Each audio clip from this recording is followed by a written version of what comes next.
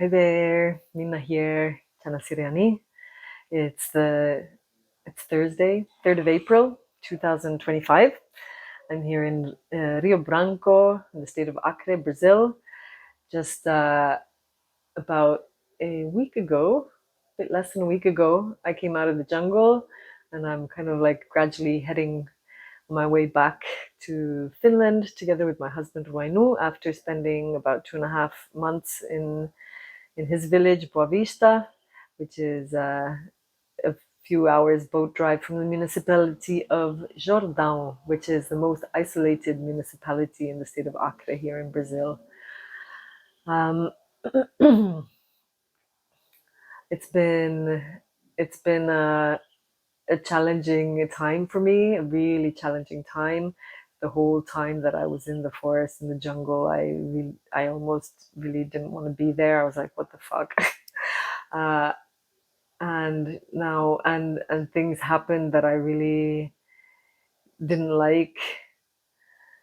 Um, but now, like retrospectively, when I'm have a bit of distance and perspective, I am realizing like how much healing and transformation actually happened, and how much like of my own kind of toxic thinking and yeah has been like coming up to the surface for releasing. I've been understanding how like this, like conflict, it happens like from such a space of innocence when there are like such different worldviews that come into contact. Nature is wild, nature is raw, we're all like animalistic in nature. We have that animal way in us, and when we are confronted with situations where there's like an oppositional force that doesn't align with our perspective, our understanding, our will, our desire, it can totally create conflict. And nature is full of conflict. It's so easy for us on the spiritual path or plant medicine path to get like all kind of like, oh, lovey-dovey light, that, oh, it's all just like soft and good and beautiful and rosy and all of that. But my experience and understanding is that the spiritual path is really challenging, messy, dirty, painful, embarrassing. It's like, ugh, it's really all of it. And I do hope, like, well, I do feel how it gets easier and lighter, each time. But as one sheds those old layers, then that tense, that dense, heavy kind of difficult stuff probably starts to like fall off. But I realize, yeah, for me, it's been very triggering, this kind of being here in these conditions where it's so strong. It's been strong. And I did a 1 month dieta with the plant medicine of Rare Muka. Um, and my intention was to make recordings, videos sharing my experience and to publish them after the dieta. And I did do it to a certain extent, but then things went a bit deep and got so personal that it felt like, okay, those videos are not to be shared at this time, at least. Maybe at some point in the future, I'll choose some snippets from there. Um, or use the information for my upcoming book. One day I'll write my book about lessons in love from the wife of a Hunikuin shaman. Waiting for that. There's but Aremuka is a special experience once again to do this diet. It was my third time doing a 30-day diet. Each time it becomes easier physically. Like, my health in the jungle was really really pretty good this year. I didn't have like diarrhea hardly at all. Maybe when I drank medicine a few times. And I also tried for the first time in my life the purge potato, batata de purga. That I tried that. I had that after the diet, and it's really like it's really beautiful to witness how the body kind of adjusts and adapts to the new conditions, and when one learns to not be afraid of like the bacteria, the other people's illnesses and sicknesses, and to trust that our body really can, take care of itself. And there's that inner kind of, yeah, well-being, trust in the body. The body knows what it's doing. That was really beautiful to witness and learn. I also, some if I reflect back on the main biggest teachings that I received during the dieta, I uh, was dieta is always, I love it how, like, when I'm doing dieta with Rare Muka, nature comes really close. The like when we did it in Finland last year. Um, we saw lynx 3 times within a few weeks around the time of our diet, and I'd never seen lynx otherwise. And here it's like often like, the spiders start to appear. They come really close. There's a snake that came just outside my door. Uh, the crickets were coming really close, and would come and look at me, and we'd have like conversations. Um, and also this time I was connecting more to my focus as a kind of like a my my operating system, how it's been wired in the past. I've been very like focused on like trying to manage the external environment to feel safe, and my relationship, my work with the Queen people has been very much about, trying to save them, fix their problems, and all of that. And this year it became really clear for me that it doesn't work that way. No way. It's not my responsibility. I can be an example, a role model, but it's not my responsibility to like, um, yeah, fix or take care. So this year in my diet, my focus was more on myself, on my study, and I started practicing more this connecting with my intuitive guidance, and connecting with my guides as well, spirit guides, like learning. I've practiced different kinds of energy healing modalities also, and body work modalities, like since almost 30 years, more than 30 years. And it was felt really good to kind of go back into that kind of realm, and like deepen my connection, get connected with the spirits of the forest, the medicine plants, and learn how to communicate with them and ask them to kind of do the healing. Really profound experiences, and I'm really looking forward to seeing how that integrates into my life and into my path. Also working very much on I was studying, working very much on the mind. Rare Muka is very much one of the the kind of restrictions of the diet is that you mustn't feed negative thoughts, um, or if you do, they become really intensified, because Rare Muka basically, it's kind of like what you can basically manifest whatever you desire if you're very focused on your desire. So it's important to become very discerning of the thoughts. And what I've understood with the Huni Queen people is that many of the thoughts that we have, all that confusion, the mess, it's like actually energetic entities that are not us. But if we have like weak boundaries, if we don't know how to take care of our own energy, if we're not in our own power, then these spirits, they're just going to be these energies, entities, whatever they are. They're not necessarily even like, conscious sentient beings. They're just, it might be, someone yeah, some stories, negative thoughts that you carry inside, it can get really toxic, as I'm sure you also are aware. So to it's actually it takes discipline and presence and awareness to be in the moment, and to choose each moment, like when you realize that, okay, now there's a thought that's making me feel really crap, and choosing to like not like focus on the emotion. I've been doing a lot of study with trauma and understanding the importance of just allowing the energy to move of the emotion, but not to get involved in the story. And I had a really interesting learning experience with cannabis, with Santa Maria. It's a medicine that the Hunikuin people, were not all Hunikuins, but many of them are really, they love it and they use it a lot.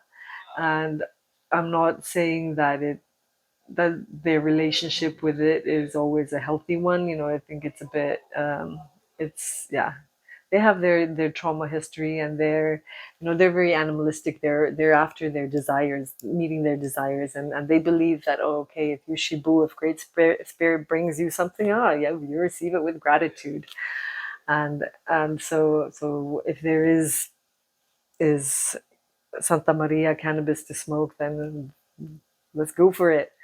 So for me, I'm quite sensitive, and I've had some really challenging experiences with this medicine. And and this year in diet, I was working very much on that, and realizing how those negative thoughts associated with, or the beliefs and the narratives and the patterns associated with this medicine, like how much chaos and destruction they can cause within me. It's not an easy medicine to work with. It requires a lot of awareness, intention, and discipline, I think, to like navigate through it. Um, but it is also really, it's a medicine that helps with channeling, especially. And I realize that it's very, at the moment, like uh, I'm setting boundaries with myself and the use of this medicine. I was earlier like a bit more, you know, going with that attitude that I mentioned of the Hunikuin people, that okay, if it's coming my way, why not? But I realize the world, the universe is full of so many energies and things that want something of us, or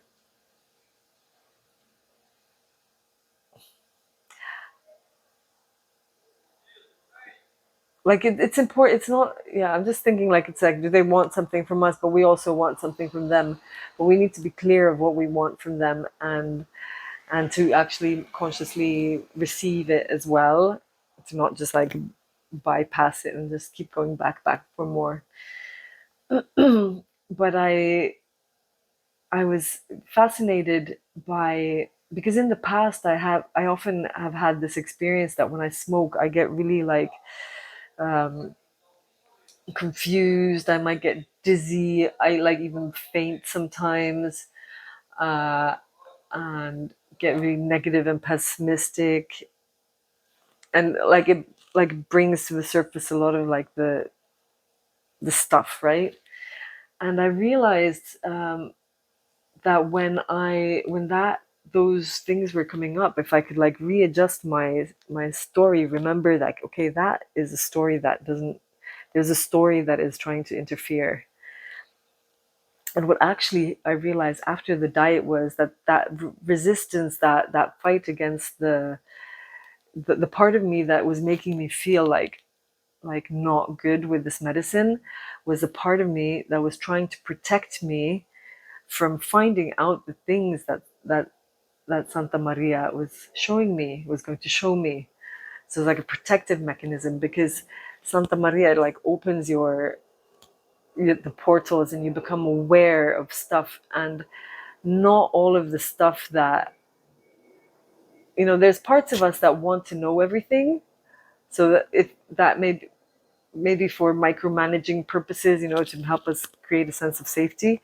But then there's certain information that, when we find out, it can be so like painful and difficult to handle, that we'd rather, there's part of us that doesn't want us to know. And that's the part that I realized was creating in me this kind of like dizziness and like faint and like, yeah, it was super interesting.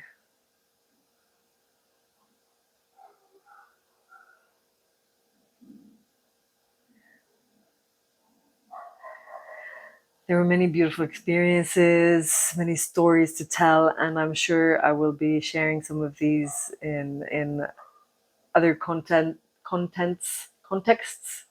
Uh, it doesn't feel like the moment to be sharing all the details right now.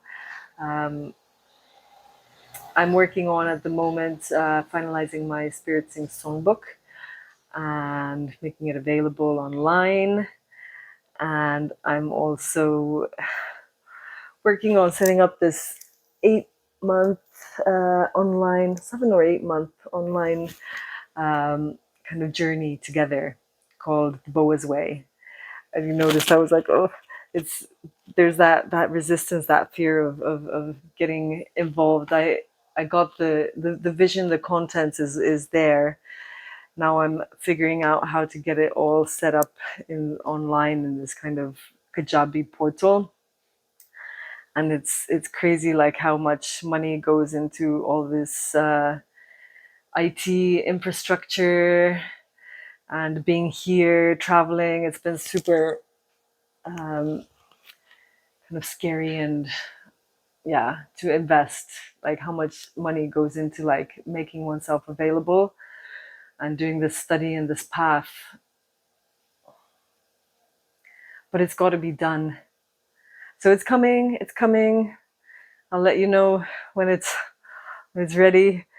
And I'm also feeling getting involved, preparing to open up a online community where we can have more intimate, personal question and answer kind of discussions. Excuse my sweating. This is my perimenopause hot flush coming again.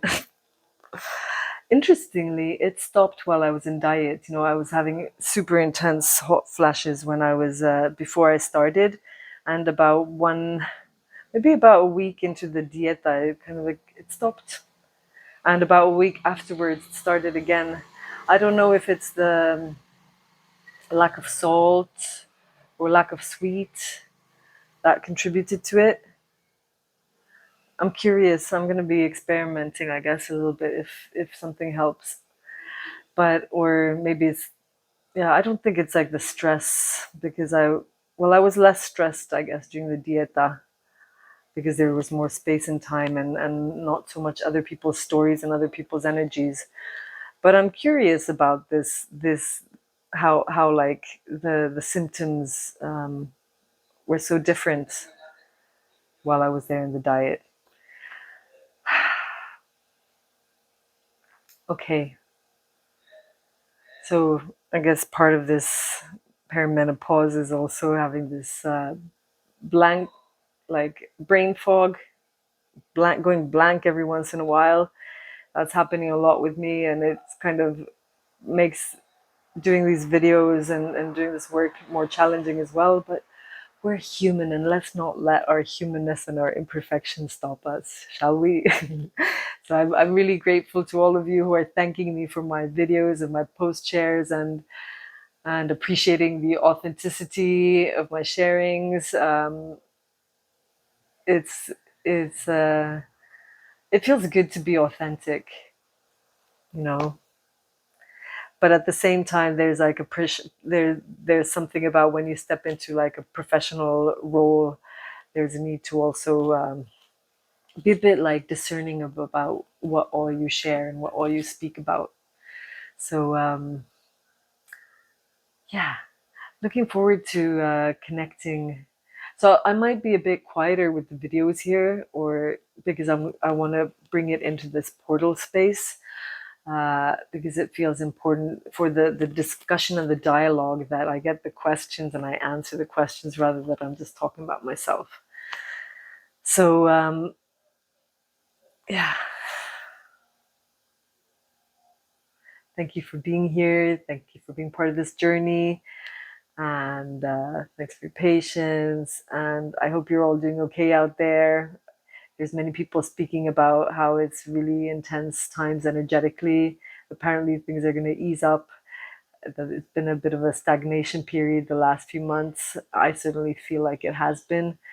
Like nothing wants to move forward. It's like really hard work to try to motivate. Um, yeah, there are more songs coming. More songs. Okay, I'm gonna focus on self care right now. My stomach is really hungry. I'm gonna have some breakfast. So I'll catch you all later. Wishing you all a beautiful rest of the week or whatever, whenever you're watching this. Take care. Much love. Bye.